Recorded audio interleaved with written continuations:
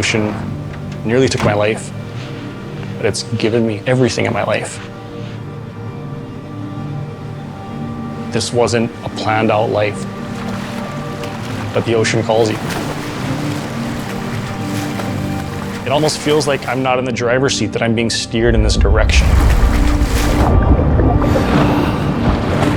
I would never have thought my life would revolve around sharks. But fate loves irony.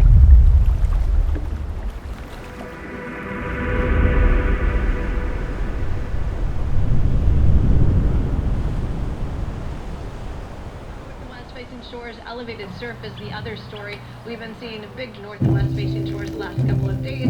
Another set rolling in sometime over the weekend. So keep it tuned here. The next front may be arriving Monday. My very first photograph in the ocean was with a disposable film camera.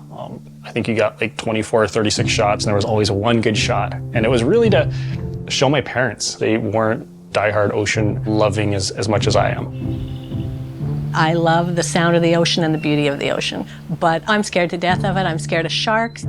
I like rivers and lakes a lot more than saltwater. All my friends love the ocean. It's all we talked about in elementary school. He was the photographer guy, so that was way cool. So that was kind of another part of him. You know, and it just kept on going. It just got better and better. We have no idea where that came from.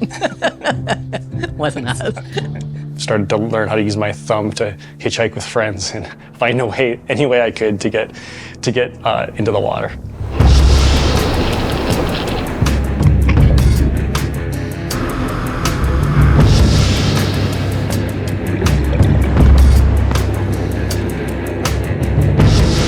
We were learning how to surf in one of the most beautiful places in the world, and it's just ever so right that you want to share that with people you love. And then that evolved into shooting my friends surfing, and then my friends got better and got endorsements and were making money. I've been in some positions in the past to where we needed a photographer for some ad campaigns, and Mike's just been my close friend and such a good photographer that I'm like, oh, he'll pull this off. Because his talent is just limitless. Surfing all of his life and growing up, it's helped him get these images that other people can't really see.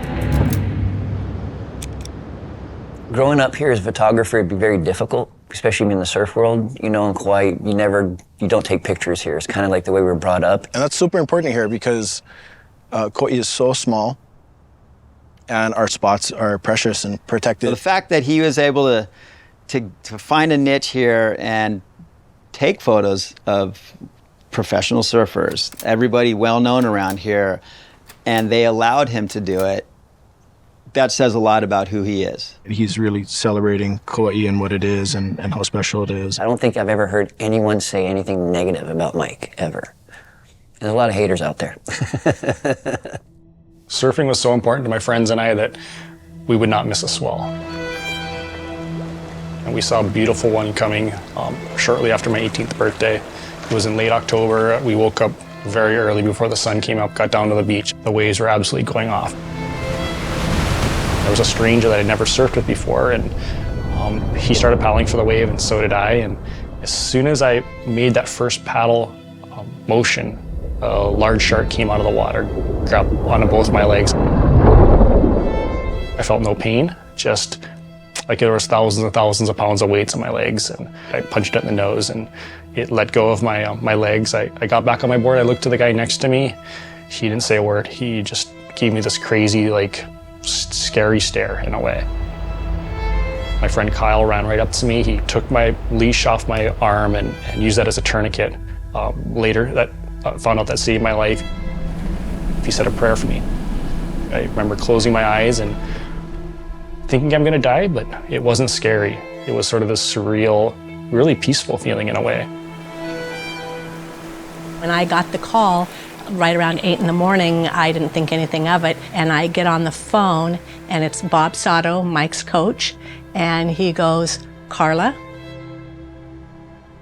Mike's been in an accident, he's okay. And so I'm good. He lost his leg, he's okay. With everything, you go to that place where they're alive instead of what's not there, you go, what is there? I woke up a day later in our main hospital with my parents by my bedside. They're like, Mike, you lost your leg to a shark attack. I was like, I know, I saw it happen. And that moment, it was a sign of relief for them. You know, Mike, you know, had 3 out of 4 limbs with pretty big owies, and he's fine, so we're all good. It sounds completely strange, but it didn't really bother me that much that I'm missing a leg, because I could still ride waves. There was probably that moment in time after his shark attack where he was recovering. He needed to make a decision whether or not he was going to keep going in the ocean.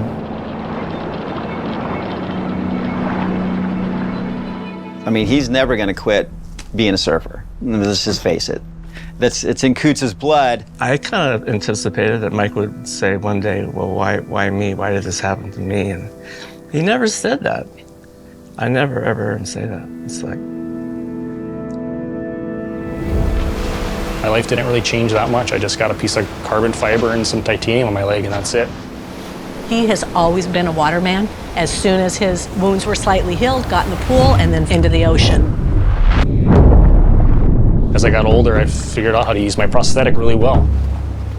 And there's really nothing I can't do that my friends can do. It wasn't until years after the attack that I got a phone call from a lady named Debbie. That phone call was probably one of the biggest moments in my life.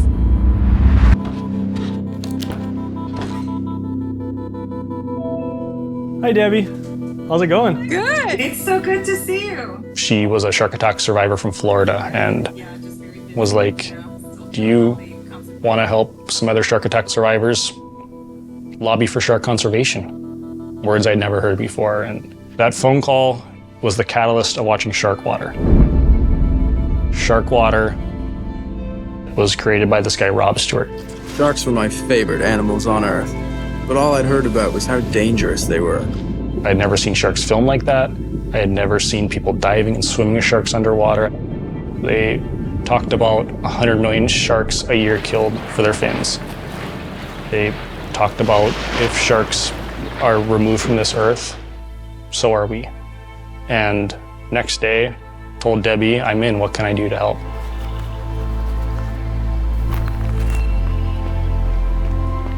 It was really that moment that changed the trajectory of my life. That very phone call. Who better to speak up for sharks than a bunch of shark attack survivors? I never believed that people would listen to us as much as they did, that we would take it this far. Ultimately, we went to Congress. I rise in support of H.R. 81, the Shark Conservation Act of 2009. And we were able to get that bill passed. I'm so glad you joined in. You've been a real star and a real hero for sharks. And it wasn't until a few years later that I got invited to go shark diving. Changed my life. So it looked like the swell peaked. I'm looking at the buoy readings right now. It peaked last night at about 2 a.m. Almost 15 feet, 14 seconds.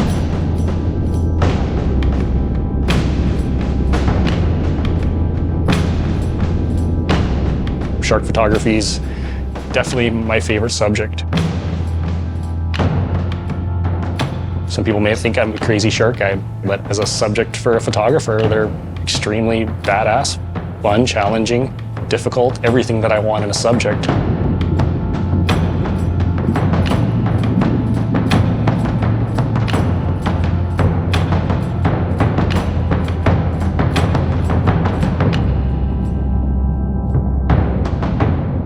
There's a purpose for me to be here on Earth. My purpose here is to give back to the ocean. Sharks need to be loved. They need our respect. They need our protections. Sharks need a good publicist, and maybe in some way I'm their publicist.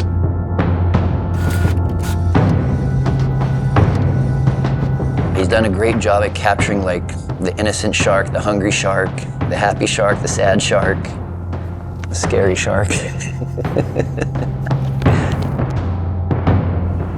Michael has said that being attacked by a shark was the best day of his life.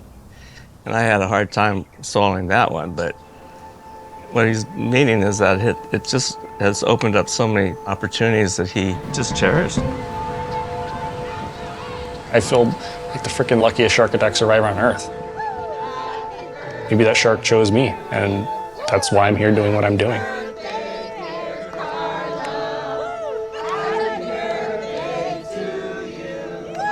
There's always a different lesson. And that's the beauty of the sea. Mike is someone that I look up to a lot for being so positive. I always love that about him. He's always stoked. Being around him makes me feel a little bit better of a person. He's someone that I've always looked up to and just want to be around and learn from, you know. There's not many people like that in the world.